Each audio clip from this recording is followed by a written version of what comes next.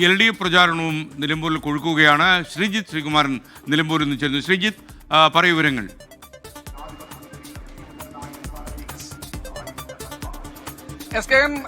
M Swaraj LDF സ്ഥാനാർത്ഥി ഇന്ന് അദ്ദേഹത്തിന്റെ സ്വന്തം പഞ്ചായത്തിലാണ്, അതായത് പോത്തുകൽ പഞ്ചായത്തിലാണ് പ്രചരണം നടത്തുന്നത്. അദ്ദേഹത്തിന്റെ പ്രചരണം ഇപ്പോൾ തൊട്ടപ്പുറത്തെ ഈ പൂളപ്പാടം എന്ന പ്രദേശത്തെ ഇപ്പോൾ അവസാനിച്ചിരിക്കുകയാണ്. തൊട്ടപ്പുറത്തെ മേഖലയിലേക്ക് എം സ്വരാജ് കടന്നു പോവുകയാണ്. സ്ഥാനാർത്ഥി തികഞ്ഞ ആത്മവിശ്വാസത്തിൽ തന്നെയാണ് എന്നാണ് മനസ്സിലാക്കുന്നത്.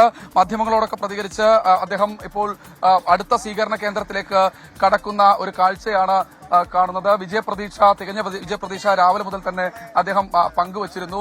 എന്തായാലും എം സ്വരാജിന്റെ അത് ഓരോ ജനങ്ങളുടെയും അഭിപ്രായമാണ്. ആ അഭിപ്രായം എന്ത് തന്നെയായാലും നമ്മൾ അതിനെ മാനിക്കുകയാണ്. ഞാൻ അതിനെക്കുറിച്ച് ഉത്കണ്ഠപ്പെടാറില്ല. അത് അവർക്ക് പൂർണ്ണ സ്വാതന്ത്ര്യമുണ്ട്. ഓക്കെ, നല്ല ആത്മവിശ്വാസമല്ലേ സ്വന്തം പഞ്ചായത്ത്? അല്ല, പൊതുവിൽ നിയമസഭാ മണ്ഡലത്തിൽ തന്നെ സ്ഥാനാർത്ഥി പ്രഖ്യാപനത്തിന് ശേഷം വലിയ ഐക്യദാർഢ്യവും പിന്തുണയുമാണ് ലഭിച്ചത്. അതിന്റെ ഒരു പ്രതികരണം നമ്മുടെ മണ്ഡലം കൺവെൻഷനിലെ പങ്കാളിത്തം, റോഡ് ഷോയിലെ പങ്കാളിത്തം, ഇന്നലെ നിലമ്പൂർ നഗരസഭയായിരുന്നു സ്വീകരണം, അതിലെ പങ്കാളിത്തം എല്ലാം അത് തെളിയിക്കുന്നതാണ്. ആ ആത്മവിശ്വാസം LDF പ്രവർത്തകർക്കുണ്ട്. ആത്മവിശ്വാസം വർദ്ധിപ്പിക്കുന്ന പ്രതികരണമാണ്.